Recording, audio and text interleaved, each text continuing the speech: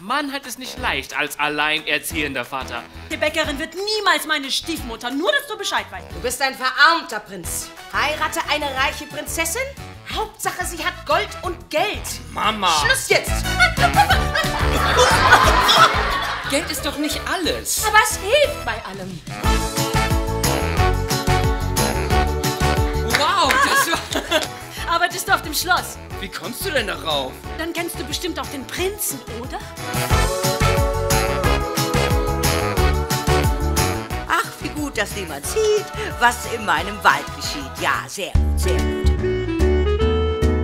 Ich kann so schnell rennen, dass die Zeit rückwärts läuft. Oh, aber Gold machen, das kannst du nicht. Tja, Kleinigkeit. Ja, ich kann Stroh zu Gold spinnen. Spinnst du?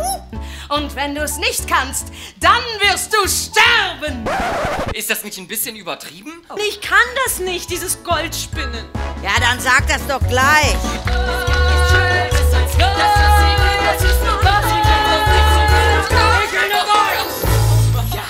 So versprich mir dein erstes Kind, wenn du Prinzessin wirst. Ich habe Mist gebaut. 3 Tage gebe ich dir Zeit. Wenn du bis dahin meinen Namen weißt, so sollst du dein Kind behalten. Lieselotte?